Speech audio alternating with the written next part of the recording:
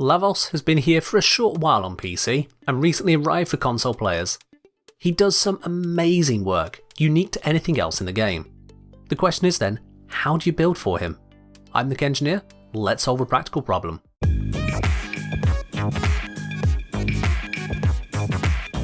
I'm going to split this into 3 sections: an overview of Lavos' kit, the main build I'd recommend, and a word to alternative options.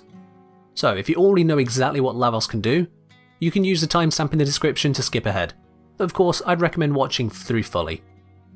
Lavos is a snake and alchemy themed warframe. Mechanically, this is a very different frame from a lot of them. Firstly, he has no energy pool, so you can just dump Prime Flow, Arcane Energize, Xeneric Focus Call, any energy based thing. Instead, Lavos works on cooldowns. After casting, you must wait a fixed time to reuse abilities.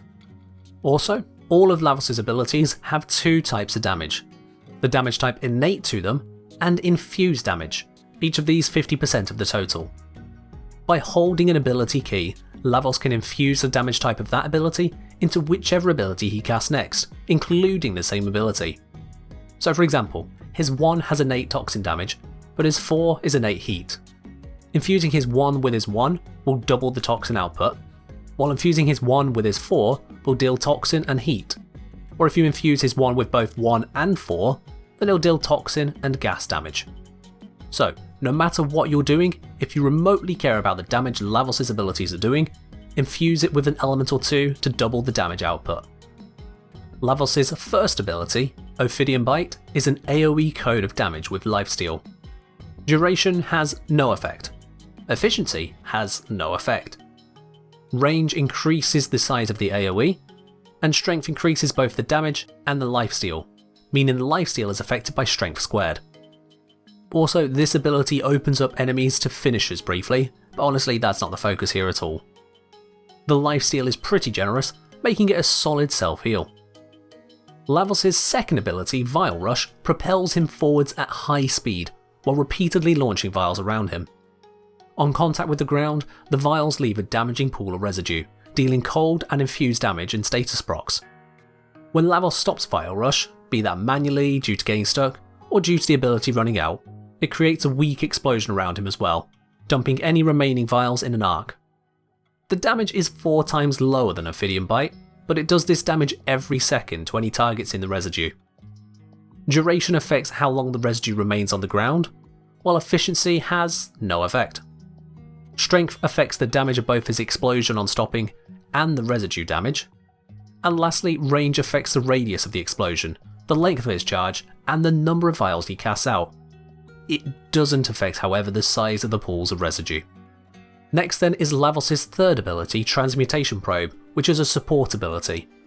It deals the same amount of damage over time as Vial Rush, this time in a spherical radius around the probe as it travels away from Lavos, hitting with electric and infused damage.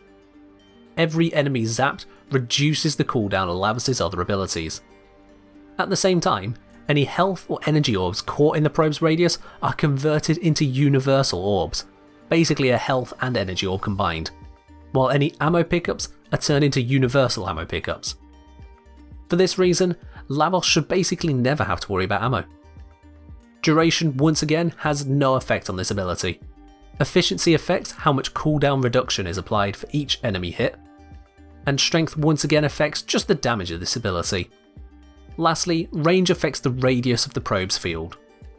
Nothing increases the duration of the probe, nor increases the distance that it actually covers. And lastly, Lavos' fourth ability, Catalyze, is a slow-moving nuke. Lavos sends out a ring of probes that travel horizontally in all directions, dealing heat and infused damage to every enemy they hit. As it's a ring, not a sphere, enemies more than a few meters above or below Lavos are unaffected. The damage at base is twice that of his first ability. However, for every unique status proc active on the enemy when they are hit, the damage doubles. So, say you just use the secondary fire of the Cedo and put 7 procs on everybody nearby.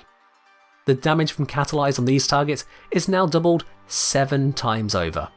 That's 128 times the damage. Once again, duration has no effect, efficiency has no effect, strength affects the damage, and range affects the radius of the damaging ring. As you may have gathered then, Lavos' kit absolutely demands range and benefits from strength, while duration is pretty much ignored by his abilities and efficiency is easily forgotten. But wait, before you go putting transient fortitude on Lavos, you need to know that duration does affect him in a unique way. Yes, another quirk. All status procs done by Lavos, whether that's from abilities or his weapons, all have their duration modified directly by his duration. So if you drop your duration down, your status procs will not last long enough to be useful. Now for most use cases you don't need longer status procs either, but it's a good idea not to dump duration because of this. Outside of his abilities, Lavos is also very tanky, with high health and armour, meaning he benefits greatly from the Umbral set. As a result, this is the main build I could recommend for him for basically everything. Let's walk you through it. First, as a generally amazing tank mod, Adaptation. I have it slightly below max rank as this allows it to fit more comfortably onto a lot of other frames, but you can put in a maxed one no issue. Supporting this, we have Umbral mods of Umbral Fibre and Umbral Vitality. These give a huge bonus to health and armour. Without Adaptation triggered, this Lavos build has a smidge over 13,000 effective hit points in health. With Adaptation at full power, this rises to over 130,000 effective hit points in health alone. This is lower than what Inaros can achieve, however Lavos has a couple extra benefits over Inaros. First, he has shield gating, and secondly, one of his passive abilities means that when he picks up an energy orb, Lavos becomes status immune for 10 seconds. Now naturally, as we're using Umbral mods, we also have Umbral Intensify for a strength buff, paired with Blind Rage. This is then reduced a bit by Overextended, giving a total strength of 205%. With Overextended, as well as Augur Reach and Stretch, we managed to eke out 265% range to really get the most benefit from Lavos' abilities. Do be aware that because Lavos has no energy, the Augur set will not give him any shields. Aura-wise, use what you want. Growing power would be pretty much always on with Lavos, and corrosive projection is an easy staple, but put what you want there. Just maybe not energy siphon. Likewise for the Excellence slot, do pretty much as you please, because whatever mod you put there isn't going to make a major difference to Lavos. Prime Sure-Footed can slot in, but that will cost a second Umbral Former and a Former on the Excellence slot. Speaking of Former, this build isn't too heavy on them at 3 Former, but one of those is an Umbral Former. If you can't or won't do that, either swap down Umbral Vitality for normal Vitality, which if you switch it with Overextended then the mods will all fit, or you can use some non-maxed Umbral mods. You can pick up unranked Umbral mods for 100,000 standing from Simaris if you need to have lower ranked duplicates. Lastly on this build, we have the Arcanes. Arcane Grace is legendary for a reason. Lavos can take hits and heal himself already, but making healing mostly passive is a godsend, and one that Lavos' tank can work with easily. As for his other Arcane, Avenger works really well on a lot of weapons, notably the Cedo. Given Lavos' 4th ability loves having lots of status procs to play with, and that the Cedo creates those, it makes sense to use this Arcane to further enhance Cedo. Lavos' high tank means he can safely proc this Arcane regularly. To give you some idea as to how much damage you can anticipate from Lavos, this build gives his 4th ability, with infused damage, a base of 8,200 damage. With just 4 status procs on the enemy, this rises to 131,200 damage. If one of those status procs is viral, you can effectively double that again to 262,400 damage. In addition to this, half the damage being heat means it procs a heat proc and that deals damage over time. Here, that total damage would come to 393,600 damage. If you infuse heat, electric, toxin or gas into the ability, you will double this again as each of those also deal their damage over time. This would bring the grand total, with an infused damage such as heat on top of the base heat of the ability, to 787,200 damage from the damage from the procs, on top of the 262,400 damage that you've dealt from the initial hit. Altogether, this is over 1 million damage per enemy struck, so long as you got 4 procs, one of them being viral. And this is affecting every target in a ring of radius 66 meters. The map for Hydron is about 80 meters in length, for example. You can see quite clearly just how powerful this ability can be. The 30-second cooldown means you can't just spam it, but then the damage means you don't need to. This build is strong enough to handle pretty much anything. As a result, you don't actually need any other build. There's precious little gain in trading out any of these mods for a low level mission, so you can just set it and go.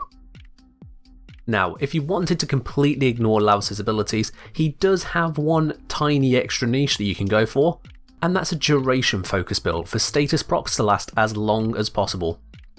I'm not sure why you'd want to do this, even for things like the Cedo, as Lavos can get basically everything done status wise without some gimmicky high duration build. Frankly, I'm not going to waste my time or your time on this concept any further, so we'll just drop the idea here. And finally, a word with regards to Helminth for Lavos. Don't. I did say it'd be a word.